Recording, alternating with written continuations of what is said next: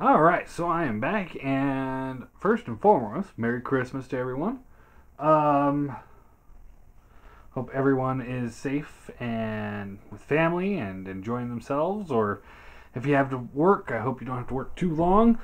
I put in for extra hours at my job, so I'm going to be there because a lot of my coworkers have family. They have kids and stuff like that, and I don't. So, I offered to work a little extra tomorrow or today, and so that they can spend a little bit more time with the family. So, anyway, if you have to work, I hope you don't have to work too long. Don't work too hard, and be able to go spend some time with your family. Yes, I am very, very comfortable. In case you're wondering, the road. Anyway, so today we're gonna do a rant of the week. Kind of like another rant of the week, or yeah. So by request, spoiler review of the Force Awakens. Now, okay, so first off, I had some comments on my first video, and it's like, yes, guys, I'm not stupid. I know it's a trilogy. I know they're planning a trilogy with these movies. I know it's not a one-off movie. Okay, that does not mean that they can't make it more of a complete story, is what my point was. I felt that they were focusing too much on what's to come as opposed to what's happening.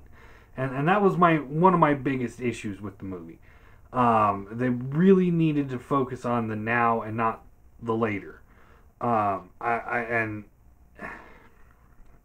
It like A New Hope, like I said in the first video, that was a complete movie. At the time, they didn't know that they were going to be making a trilogy out of it. Yes, but at the same time, it was still a complete movie up to that point. That left it open for the trilogy. And that's how I would prefer the first movie to be. So we're introduced to the world, and we know that there's more to come, but we're not sitting there like, okay, well, now I have to wait until the rest of it comes. It's like Iron Man. That left it open for sequels and obviously sequels, and open for the Avengers movies and stuff like that. But it was still a complete story. Or even a better analogy, which I know this won't happen to Star Wars because it's a much better movie than overall than Amazing Spider-Man 2. But Amazing Spider-Man 2 was focusing, they were focusing on the then, but then they were also focusing on what's to come with their plan of the Sinister Six movie. Now we know that that's not going to happen. So now we have a movie that goes to a point where you're like, okay, well, when's the next one going to happen? And there isn't going to be one. And I know that's not going to happen with Star Wars, but it's just kind of like that itch at the back of the mind, like, this wasn't a complete story. I really wish they would have completed this story so that we can go to the next, or before we went to the next. So that's one of my bigger gripes about the movie. So the movie starts off, you got Poe, is that his name? The X-Wing pilot dude.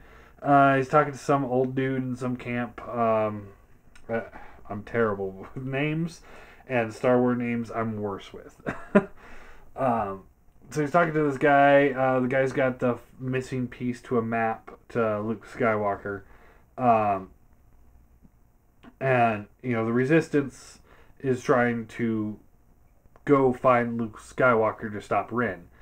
And the main bad guy, I don't remember his name. We'll get to him in a minute. But, so that's the beginning of the plot. And now, here's my issues with this. I have two issues. Okay, I understand where the Resistance is coming from. Okay, Luke Skywalker's the last of the Jedi. He's a badass. He was a badass then, and 30 years later, imagine how good he is with the Force. Just being 30 years into his training. I mean, he's gonna be a boss. Um, so, yeah, I can understand where the resistance coming from. Now, I don't understand what the First Order's um, thought process of let's go find Luke too. Um, they wanted to get the map so they can go find Luke. Now I can understand them wanting to get the map so that the Resistance doesn't get the map and destroy it, so Luke's gone forever. But why would you want to find Luke? What is the concept of finding Luke for the First Order? By the time you watch the end of the movie, you'll understand what I'm talking about, and that's Ren, who, while he's very powerful with the Force, you see early on, he's not very skilled with the lightsaber. And I mean, what was his goal? To go confront Luke, and get his ass handed to him? I mean, seriously, that would no.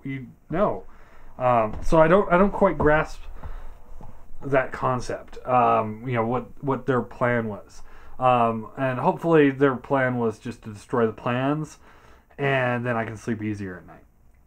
But then my other problem is then, Poe, his X-wing gets damaged and he goes into kind of like a final fight kind of thing with the First Order, knowing that he wasn't getting back. So he gives the plans to the droid, and the droid goes off in the desert.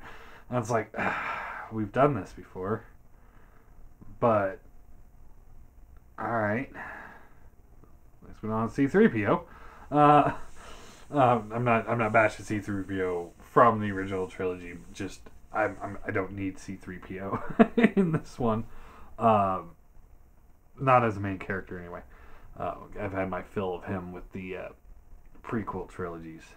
Anyway, so it's like, okay, we've got the same kind of premise there, and the First Order, their plots thus far isn't so far the best. At the time though, when you're watching the movie, you're like, okay, Ren's a badass, and he could take Luke, so yeah, he's gonna go finish off the Jedi. But by the time you finish watching the movie, you realize, no, he couldn't have.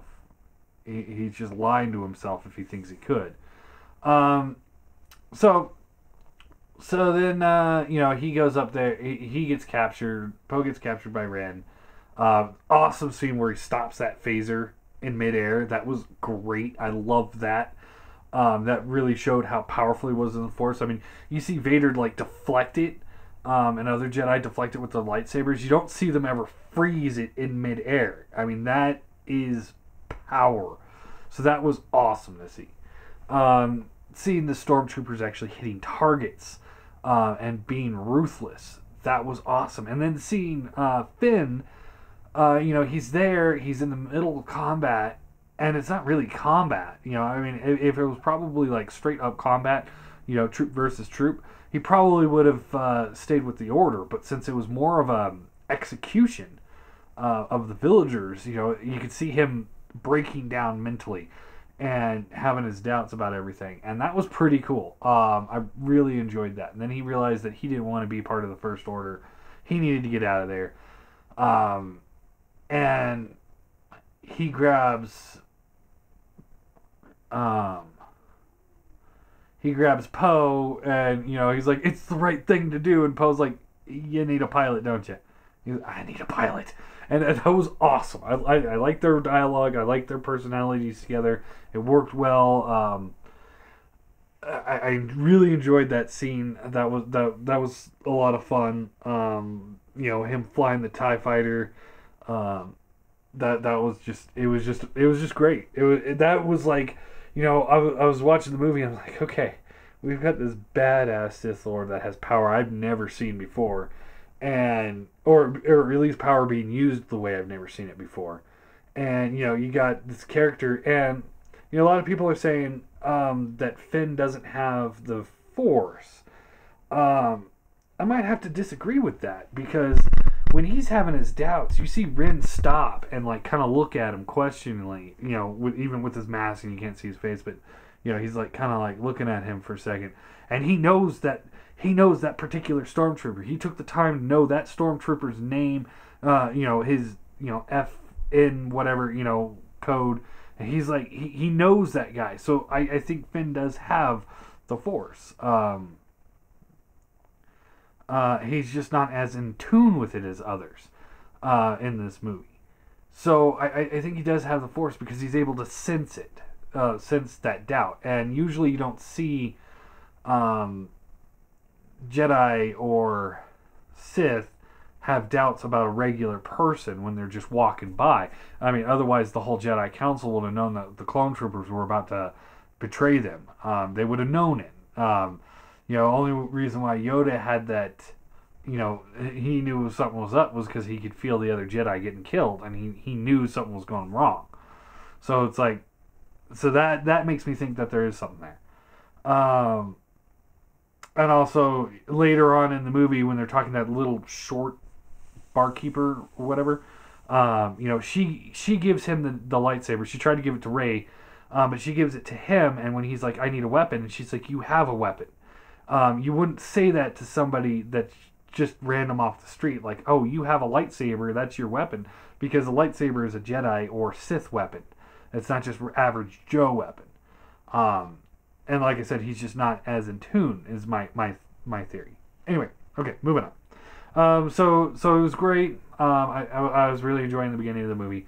And that thought of why Ren would want to go after Luke didn't cross my mind until later on. The only issue thus far was just the fact that you got a droid going through the desert with the plans. Then you get introduced to Rey, who's a scavenger, and she's awesome. Everything she does is great. I enjoyed watching her just because it's refreshing to see a main character that's female and playing that role of lead character as opposed to, well, she's a main character, but she's kind of like not one of the main heroes. She's just kind of there like Princess Leia was. Let's face it, Leia was there. She wasn't really the hero in any of the original Star Wars movies. She was there. She was a main character, but she wasn't a hero. Not really. But this one definitely was. So, and they start getting attacked by the First Order. I mean, I'm summarizing here. Otherwise, this is going to be as long as the movie. And we don't want that. And that thus far I'm loving it. They're getting to the ships and they're like, oh no, we don't want that piece of junk. Let's go to this one, and then it gets blown up, and then they go to the piece of junk and it turns out it's a Millennium Falcon. Awesome. Great introduction to that. They fly that around, and they take out TIE fighters. There's some cool flying sequences, and Rey's over there like, oh, how did I? Or the guy. Finn's like, how did you do that? And Rey's like, I don't know. And that's cool. And he's over there, he's firing, he's able to destroy all the TIE fighters. Again, that's me thinking, okay, he's just either a really good shot because the First Order trained him well, or he's got some Force in him too. And he's tapping into it without realizing it. Anyway, moving on. They get captured by Han and Chewie. Which was great, and that whole scene with Han and Chewie and the bounty hunters and the big alien squid things that they had captured, it was all great. I really enjoyed all that, and that's why I'm really enjoying the movie. You got Rey there though.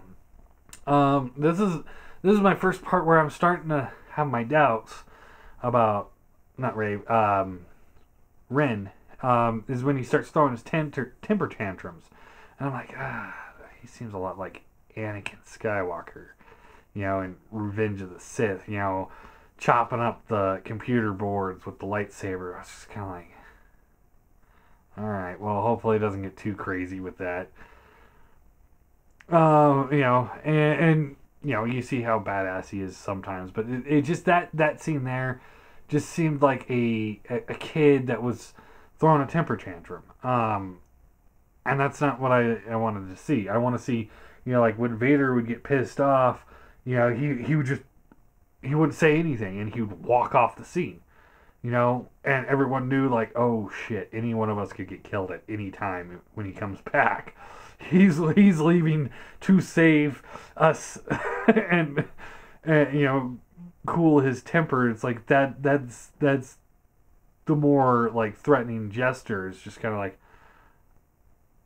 I'm speechless. I'm done. I'm walking out.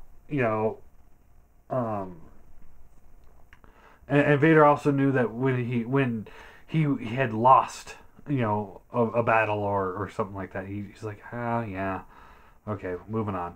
But you also see him do stuff like force choke people in the original trilogy, but just to prove his point or execute people that didn't follow his orders. Um, but Ren, you see him more or less throwing temper tantrums, and I didn't like that. I also like the scene back at the beginning when they're torturing Poe and they couldn't get anything out of him, and he walks in and he's in there for like maybe a second, and he puts his fingers to his forehead and he just comes walking out like a second later. It's in a droid. It's just like that quick. It's how powerful he is when it comes to stuff like that. So that was cool.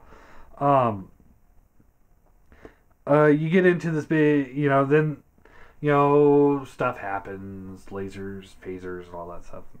And then you get into the that rebel, not camp, but the bar where they meet that little alien girl. Um, and you see somebody radioing the Alliance, like, hey, come here, this is where your droid is. And then you see other people radioing the First Order, hey, this is where the droid is, you need to come get it. So everyone's coming to this one spot. And I can't remember if it was before or after when they used the big Death Star thing. I can't remember if it was before the fight or after the fight. I think it was before. Yeah. Anyway, so you see the big Death Star thing. You don't really know too much about it at this point. I can't remember what it was called. But, it's a planet-sized Death Star, basically. They built it inside of a planet. You see it, and it wipes out an entire system. And you're sitting there like, oh, shit. Like, that is power. So up to this point is when I'm loving this movie, and it's one of my favorite Star Wars movies. And then you get the big fight with the stormtroopers attacking the bar, and then the X-Wings coming in. Up until this point is where I'm like, this is great. But then some little nitpicks start happening from this point on. And it's about halfway through the movie, and this is where it starts kind of falling apart for me. You have the sequence, like right before they blew up the system, where they... Yeah, I think they blew up the system and then they attacked the bar. I think that was a sequence of events. But then they start talking to their lord, the big dark bad guy, and he's a CGI hologram sitting on this giant throne. He's a huge monster thing, and I'm just sitting there. I was like, really? This is the big bad guy? All right.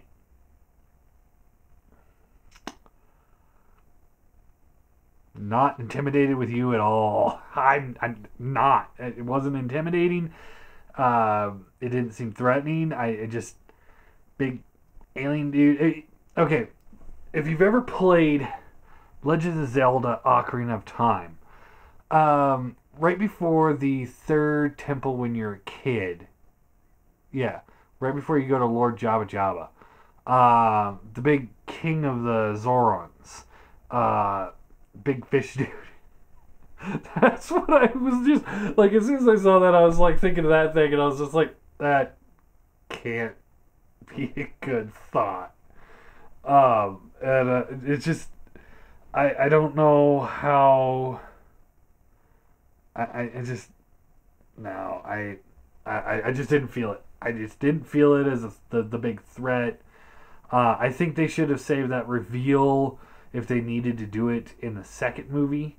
If they had to have him talking to the Lord, maybe do like just the face, like a FaceTime with him on a regular screen or something, not like the full hologram.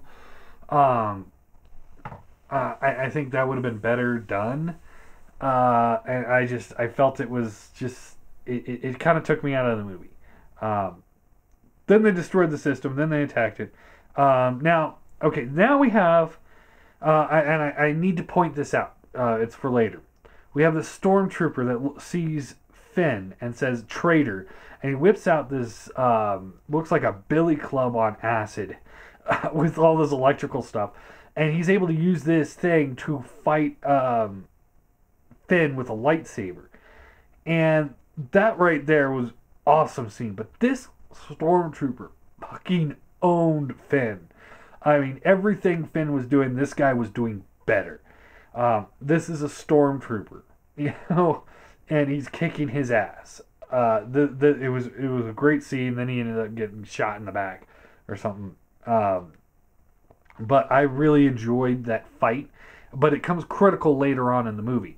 Okay, so just remember, Finn versus Stormtrooper, lightsaber versus lightning billy club. Finn gets his ass kicked. Almost got killed. Remember that. Okay, so Rin captures Rey. He tries to torture her. He finds out that she's got the Force. Now, here's my next problem. I didn't have a problem with him worshiping Vader's burnt helmet. I enjoyed that because it's like, this is a relic of my family. This is all that's left of my grandfather. This I want to be him. I'm idolizing him. I'm worshiping everything he does. So this is my God.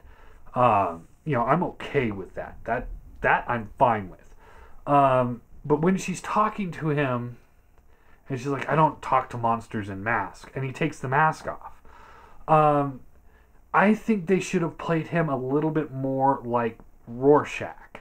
Like, this is my face. If you take the mask off, this is my mask. This mask is my face. I would have enjoyed that better because it was just kind of like, he knew that he's just wearing a mask and it meant nothing.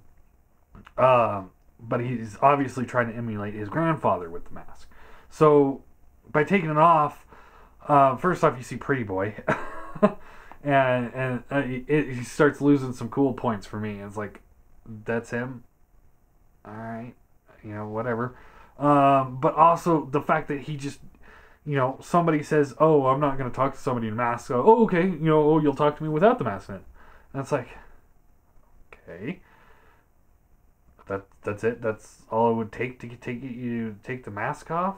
I mean, seriously, they should have saved that moment for later on in the movie, and we'll get to that part later. But they really should have saved that moment there. Then he starts using the Force on her, and she's able to use the Force back on him, and she starts reading his mind. So that was kind of cool because she's coming into her Force powers. Obviously, she's descendant of somebody extremely powerful, or my other theory is that she's like how Anakin was, born without a father, just born, because she's so the midichlorians or whatever were just so high that it created Anakin, and now it's time to balance out the Anakin bloodline, and the only way to do that is to create another one in this girl, and that would explain why she's so just in tune and so empowered with the Force that she's able to take out, mind fuck somebody that's been trained as a Jedi and as a Sith Lord, by Luke Skywalker, who has Anakin bloodline. That's the only thing I can think of, because otherwise, if she's like his brother or his sister, then they would be equal power, not she would be greater powered. If she's like Luke's daughter, then again they'd be equal powered, I would imagine. But anyway, so she's able to outdo him with it, and he storms out, and then she starts using her mind powers on Daniel Craig. By the way, there's Daniel Craig in the movie, and I have to applaud him for not, he's a big name actor, not showing his face, just hiding inside a stormtrooper outfit. That was awesome. Nice touch. kudos to you, man. Awesome. But he's the guy that she's trying to use the power with, her mind power with, and says, hey, take these shackles off. He's like, I'll tighten them. And then she finally gets him to take the shackles off and drop his gun and walks out. And so that was cool. Rin then comes back into the torture chamber and sees that she's gone, throws another temper tantrum. I was like, okay, you've just lost a couple more respect points. You know, it's like, okay, once, you know, whatever, twice now. The only cool part about that scene, I thought, was when the two stormtroopers were walking down, they see him throwing a fit, and they just, like, kind of stop and, like, let's go this way. All right, now let's talk about the big, giant Death Star thing. And okay. I know it's got a different name, but all right. So the Trekkie in me is having a hard time comprehending the logistics of this device. So it sucks up the power of a sun into a frost planet and fires out a beam that's able to destroy an entire system. Alright, that's cool, but you would think that the sun, the heat from the sun flowing through the planet like that fast would superheat the planet. Alright. They might have some super cooling system, but I don't think there's a super cooling system enough to cool a sun. But all right, and then when they're using it the second time, they're saying, you know, everyone's saying like it's ready to fire when the sun is no longer shining in the sky because it's absorbing the entire sun. Here's my problem with that. First off, suns don't regenerate. If you suck out all the power of a sun, it's gone. So what are they going to do after that? Are they going to fly the planet into another system to find another sun? Because like I said, suns don't just regenerate and come back. You can't suck all the energy out of a sun and have it come back. It doesn't work that way. You know, I'm sure somebody's going to, you know, explain, you know, some sort of astrophysics that I don't know. But as far as I know, this does not work. You don't suck out a sun completely, or even most of the way, expel that energy to destroy something, and that sun just kind of comes back. No, the sun's gone, or the gases that are fueling the sun are gone. It's no longer there. It's gone. It's just not there anymore. So it's like that is something I didn't quite grasp. Again, like I said, even if they have some cooling system, there's not enough cooling system in their universe that I know of that would be able to cool a sun. I mean, the heat of the sun is flowing through a planet. You'd think everything on the planet would just burst into flames and evaporate. It'd just be gone. There's too much heat there. And like I said, you could try your best to cool it down, but it's the sun. Unless you can think of some sort of weapon, you know, some sort of like Mr. Freeze type weapon that's planned that's going to stop a sun from burning, you're not going to be able to keep the planet cool enough to keep everyone on there alive, let alone frosted. So there's that problem. Okay, that was the big thing that took me out of the movie. I was just sitting there, I'm like, this makes no sense. Also, my brother kind of like, he kind of nudged me during the movie, and he's like, again? And I was like, what do you mean? And he's like, okay, we get the Death Star. It's got one little weakness where they have to fly in and attack. And it's like, okay. And then the third one, we have the Death Star, where it's got one little weakness, they have to fly in and attack. And I was like, uh-huh. And I'm like, and it was like, you know, I'm already piecing it together. It's like, okay, now we got a planet that, you know, it's like a Death Star, giant Death Star, that's got one little weak point where if you fly in there and attack it, and it's gone. It's like, are they not comprehending the fact that it's like, okay, first one didn't work, so we're going to make it bigger. Second one didn't work, so we're going to make it bigger. Third one doesn't work. Are they going to make that one bigger? I mean, they need to come up with a different plan of attack. I know this thing wiped out an entire system in one go, but you have to think of how long it took them to build something like this. The resources, the manpower, the years, the technology, you know, all of this stuff. And then they're sitting there like, you know, it's like, are they going to just build another one? I mean, it doesn't... Anyway, okay. Moving on. Alright, so Finn, Han, Chewie go to the planet to rescue Rey, and try to shut down the shield, or not the shield generator. Yeah, I think the shield generator. So that the X-Wings can fly in and attack. Alright, so now we're rehashing the plan from Return of the Jedi. Only less Ewoks, which is nice. You got, let's see, yeah, Captain Phasma. That is like her third line in the whole movie, and she gets thrown in a trash compactor. Awesome use of character there. She could have been a badass, but she turned into a Boba Fett. I know that's blasphemy. A lot of people love Boba Fett, but I'm not one of those people that love Boba Fett. I love the way he looks. I love the character of him. But if you really look at the movies, he really didn't do a whole lot of anything worthwhile. So I ultimately am not a huge Boba Fett fan because he achieved nothing. And that's where Phasma is for me right now. The general dude that said, hey, we should ready this machine and destroy the system, make this huge blow. I can't remember the general's name, but that guy seems like the villain of the trilogy for me. He's going to be the that villain that rises, hopefully. At this point, Rey has come, from, okay, this thing is really badass, or Ren, this guy's really badass, and he's come down to about here, and then we get the Han Solo scene, and we all know what happens here.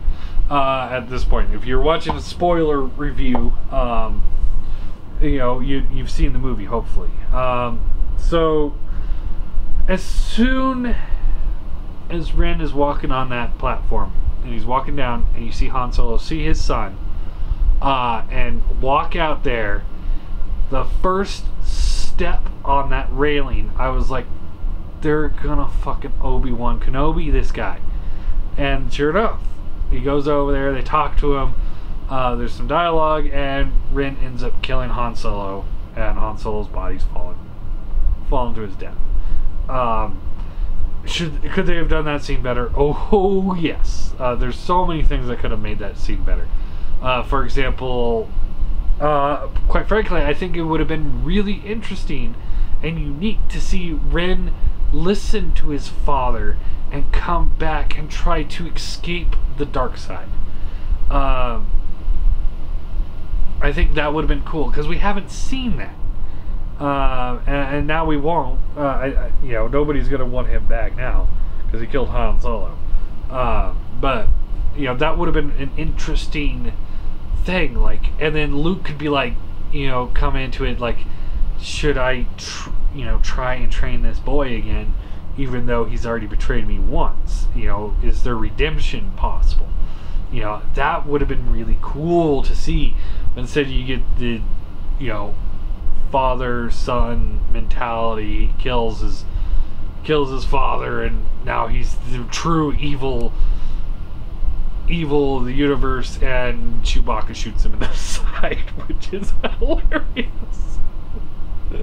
Oh man, I love that scene. Okay, it wasn't really hilarious, but it was just an awesome scene. See Chewie lose it, and he's just mowing down these stormtroopers. I mean, you see him just blam, blam, blam, blam, blam, just mowing them. He hits Ren, and earlier you saw that Ren's able to stop phasers, so he's distracted by what he just did to his father, and he's distracted enough that he gets shot in the side. Had Chewbacca had a little bit better aim, he could have killed him right there, but he's probably just like completely going ape shit and just mowing anything that you can see down.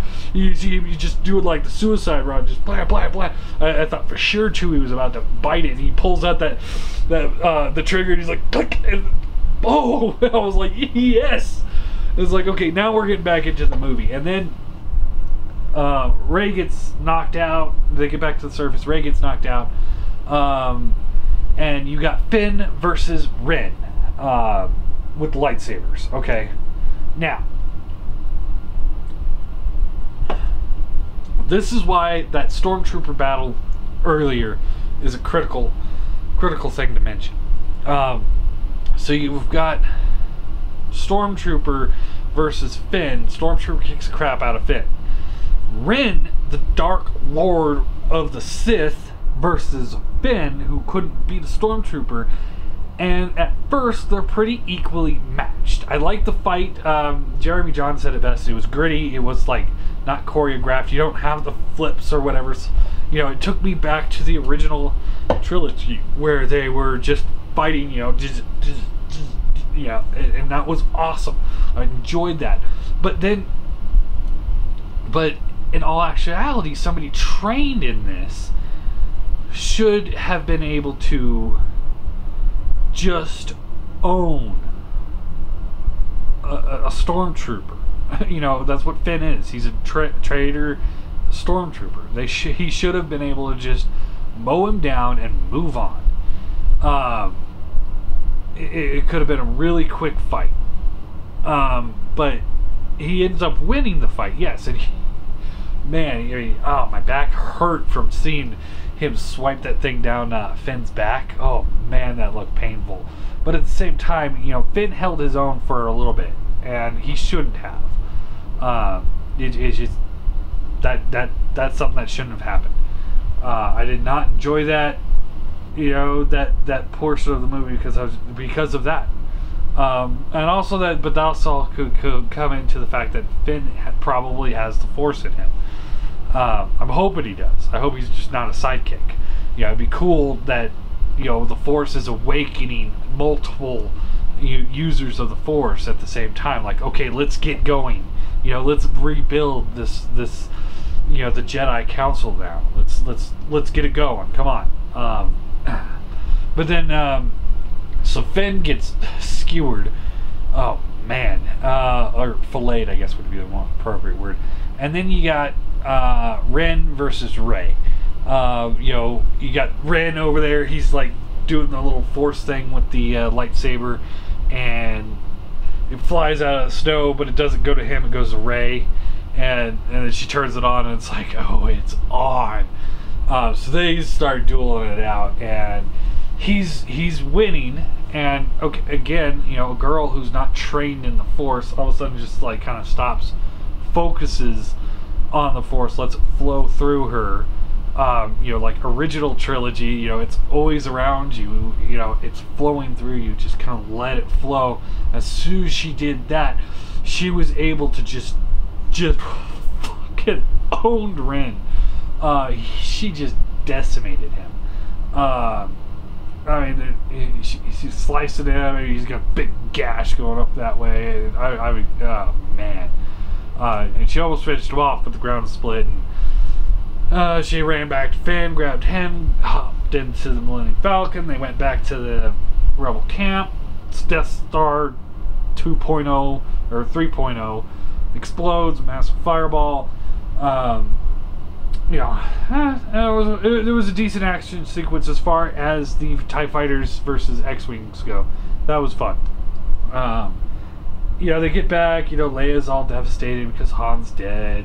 C-3PO reactivates, and they're able to utilize the map from whatever BB-8. They're able to use the map from that, plus C-3PO's map, and they're able to find out where Luke is, and you see her get on the Falcon with Chewie, and they fly out to where Luke's been hiding, and you see her, you know, go finally find Luke. He turns around, and she's held up the lightsaber, and that was one of those moments where it's like, that would have been a great intro to the next movie, or even better, you know, have it as the beginning part of the next movie. But that would have been such a great trailer for the second movie, as opposed to the ending of this movie. They should have ended with them getting back to the rebel base and her, like, is Finn gonna be okay? Oh, we'll try, consoling Leia and stuff like that. That would have been a great place to end it, I thought. But I mean, because just imagine how awesome that would have been, like, without knowing what you're seeing, just the trailer shows up and it's got Rey walking up those steps, and you're just kind of like, not one word uttered, just like in the movie, not one word was uttered the whole scene. And finally she gets up to the top, and there's Luke, and he turns around slowly, and you're just sitting there like, it's Luke. That would have been such an awesome trailer for a second movie. So anyway, there's my thoughts on the movie. I know I'm not alone in all of them. I know I'm alone in some of them, I'm sure. But ultimately, like I said, my biggest issues was Ren was not as a badass as I was hoping he'd be. As badass as he was at the beginning of the movie. He really just completely lost steam all the way down. Han Solo dying, I knew it was going to happen, because Harrison Ford kept saying he would only do another Star Wars movies if he could die. So, yeah, of course they're going to let him do it because they wanted him back in the movie at least one more time, to get that credibility of the star power, so that the next one's going to have Luke focused, focusing on the Luke. The big alien boss that nobody fought, but he was just a big alien boss giving orders, not intimidating, not threatening.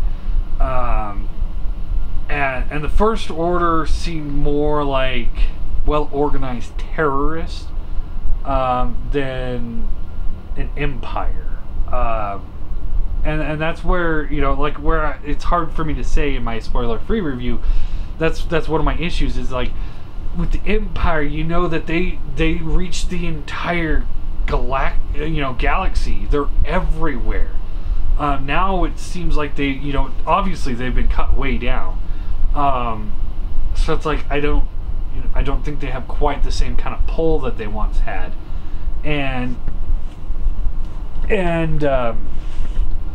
because of that, and because the big alien bad guy wasn't intimidating to me, and Ren went from being super intimidating. Hell, he seemed to start out as being in command of everything, and slowly worked down to, it's clear you're not in charge, and you're not even in charge of the main Star Destroyer.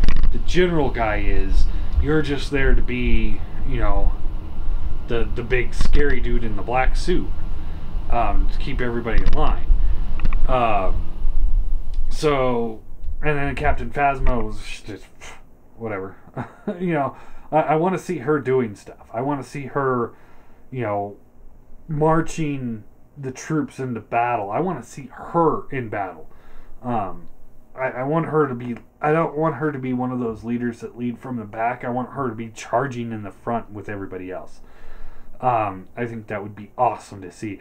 To see why she's Captain Phasma. Why all other stormtroopers that we've ever seen have always been stormtroopers, and why is it that she's able to be in command of these stormtroopers that are actually badass? Have we seen some of that? We maybe we'd. I don't feel that evil. You even see Ren at one point like, forgive me, I feel the draw to the light side. And it's like, dude, what kind of bad guy are you? I mean, are they trying to make a Magneto out of you?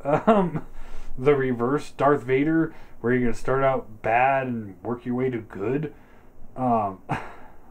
Reverse Anakin story arc in prequel trilogy. Anyway, and it's like, is that what we're going for here?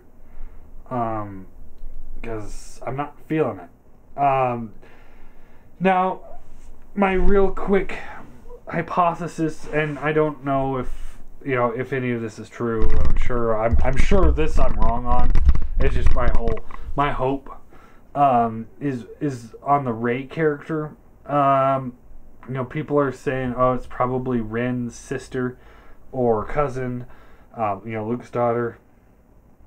The reason why I don't think that's true is because Ren seemed to have that strong family tie to Vader. So he would want anybody that is his relative, because his cousin or his sister would also be, granddaughter or grandson of Vader. So he would want them on his side. He would want them next to him, or he would kill them.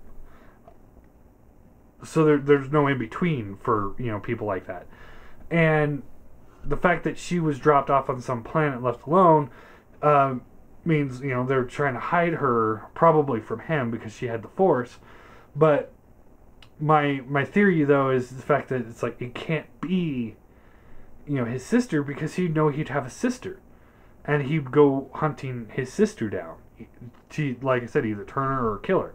So my hope is that it's like I was saying earlier, that she was just formed like Anakin was. And that would be such a cool twist to see, okay, we need to put an end to the Anakin line, and the only way to do it is make a new line of Force powerful, people that were just born into it, no father, just conceived primarily by the Force. That would be really cool. A different take on the character, on the world. Like, oh, hey, I didn't see that coming. That would be so cool. And that would also explain why she's more powerful than Ren was. Because, even like young Anakin, when he's doing the pod racing, he's doing stuff that the Force is guiding him in the pod races. And guiding him with this flying the plane, which, it was all stupid and all that stuff, but because he was born into it, he had the Force powers without training. And that's why I also think Finn has the Force power, but he was born with it.